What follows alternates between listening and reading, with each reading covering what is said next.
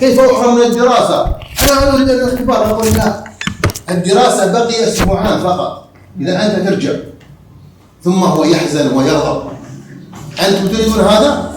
إذا نحن لا نريد كذلك عليكم. نحن نريد الخير لكم جميعا، لكم كلكم. نحن نريد الفصل كله حضور، أما بهذه الصورة هذا ليس جيد. إذن لابد أن تخبروهم جميعا، ونحن سوف نستدعي هؤلاء الطلاب إن شاء الله، نخبرهم نقول لا، أنت غيابك كثير، نحن لا نريدك في المعهد. يكفي 5 طلاب ممتازون نحن نريدهم، لا نريد الفصل كله طلاب، هذا يغيب يوم وهذا يغيب يوم وهذا يغيب يومين وهذا يغيب 3، هذا لا يصلح. نحن نريد 5 طلاب فقط يأتون، ما شاء الله، هذا لا يغيب هذا لا يغيب هذا لا يغيب وهذا لا يغيب وهذا، 5 طلاب ممتازون الحمد لله نعمة.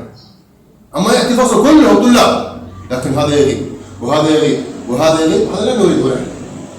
واضح؟ واضح. كذلك المشاركة مع المعلمين، لا نريد كل أسبوع نحن نأتي ونقول انتبه وأنت انتبه وأنت انتبه، لا تغيب، مشارك مع المعلم، هذا لا يصلح. واضح؟ واضح. وفقكم الله. خلاص نحن نريد الدكتور زكريا.